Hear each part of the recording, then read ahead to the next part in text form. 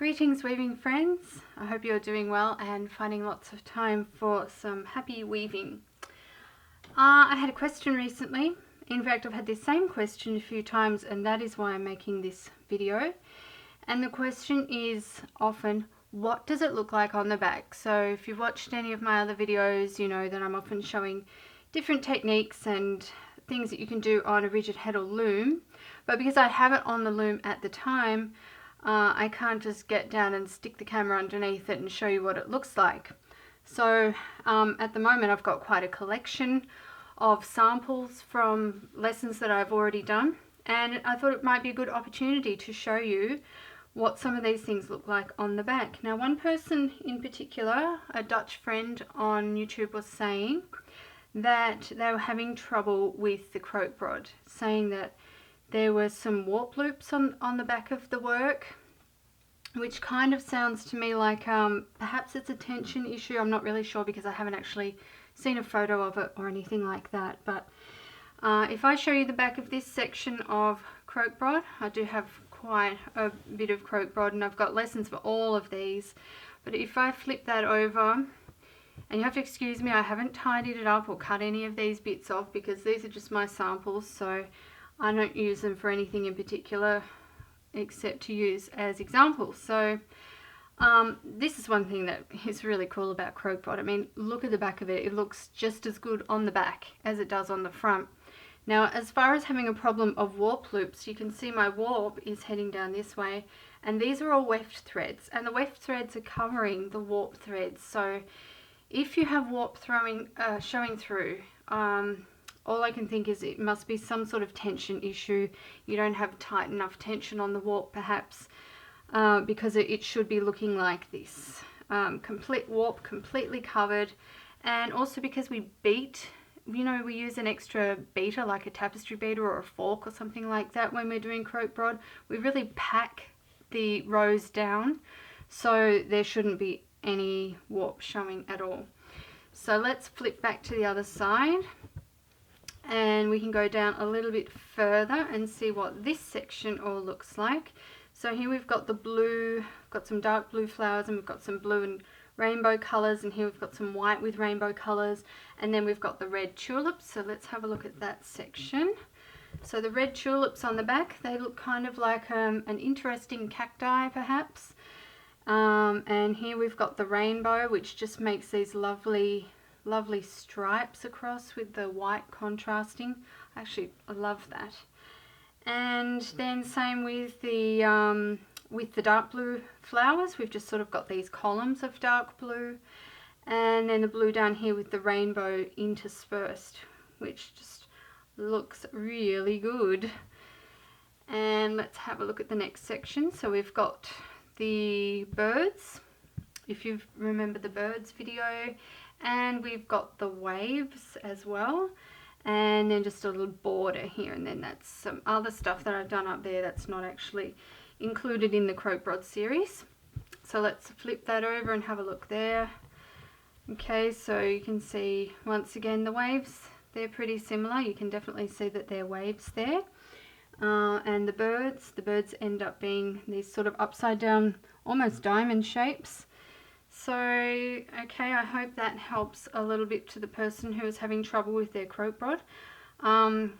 If it only helps you to know that you're not doing something right because it's not looking like this, well, at least then you've got something to go on, and you can start looking at reasons why it might not be working for you. So I do have a few other samples here as well. I have the winter trees, which is probably one of my most popular videos to date. I only put that up around Christmas time, but it's been really popular. And a lot of people did ask me what they look like on the back, and I said they sort of look like upside down ice cream cones with a difference. So let's flip that over. And so you can see the ice cream cones there, and then it's got like this little base thing here, which I guess it makes it end up looking a bit like a goblet or a trophy cup or something like that.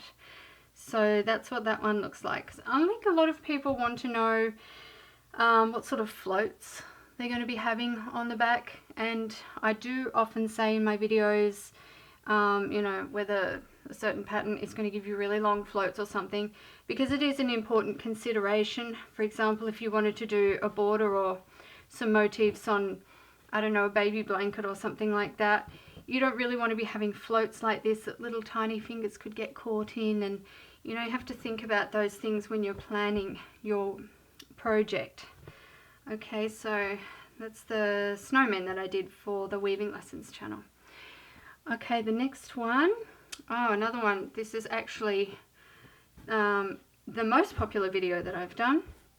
Is this little tapestry weaving, which was completely unplanned, and I just used what yarns I had, and it was really just about showing the techniques. I didn't really think too much about what, you know, what I was going to do, but I really want to invest more time this year to be able to do more tapestry weaving on the rigid heddle loom, because I really love it. I love the way it looks. I love the process. I love that you can have it completely planned or completely unplanned. It's just a really fun thing. It's just my rigid heddle loom is often so busy and always has something on it, and I've got my 3 girls asking me to use it as well, so I don't know whether I'm going to end up buying another one or not. But that's another story. Let's have a look at the back of this one. It is a little bit messy. I haven't cut many of the ends off and that sort of thing. I think the mountains and the ripples and all of that kind of section is fairly neat. I don't have any floats or anything because it's not that type of technique. You are actually interweaving all of the threads rather than having them float.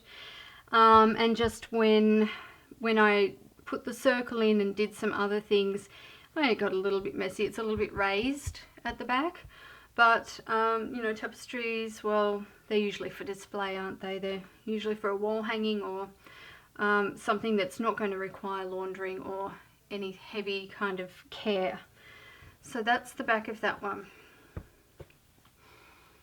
Alright, so from the honeycomb series, we did a few different types of honeycomb, and actually I can't remember whether I did this for my weaving lessons channel or for this channel. So I start to get this amnesia now because I've got something like 200 videos altogether, and it starts to be a bit difficult to remember. But anyway, if you're interested in honeycomb, this is what it looked like on the front, and it definitely has these long floats on the back. Yeah, so the floats come from this part and this part, and they just sit there on the back. Okay, so that's one that definitely has some long floats. Now, what else have I got to show you? I've got the reindeer. They're from around Christmas time as well, and these are the pick-up technique in front of the heddle, which I refer to as the brand-new technique. And on the back, let's have a look. These guys are really messy. I've just gone all over the place with this. Often also I'm so busy filming lessons and everything that I really don't have time to finish things properly once they're off the loom and tidy them up. So I could really do a better job of doing that, couldn't I? And I've also, you can see I've gotten some of my threads tangled at the back. But anyway, these also have pretty long floats, but they're kind of nice because I use this lovely soft alpaca, and even though they're sitting above the surface, they kind of sit very flat and they behave themselves. So if I didn't have all these threads hanging off, this would actually be fairly neat.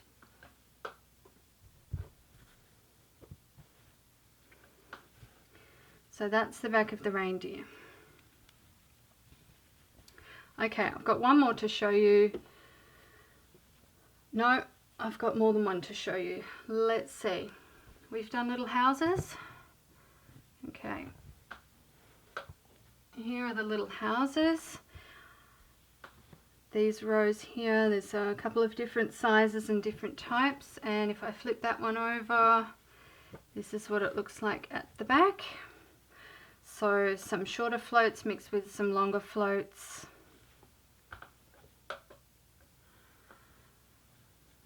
Oh, and another one, of course, that I've done on this channel are the hearts. Also very popular. Everybody liked the hearts, which is nice. So I've got this heart section in this purpley pink there, and if we look to the back, they look quite similar, but they're sort of like a disc, almost like a UFO type shape. And they're fairly short floats. So the general rule is, especially when you're doing the Branu technique, the shorter the shape is, or the smaller the shape is on the front of the work, then the shorter the floats at the back of the work will be. So I hope this was helpful to you, and to my Dutch friend, I really hope that you can figure out where you've gone wrong with the croakbrod and come up with some beautiful designs, because croakbrod's still one of my favourite weave structures. It's just so gorgeous and so striking. So I wish you all the best with that, and to everybody else, happy weaving.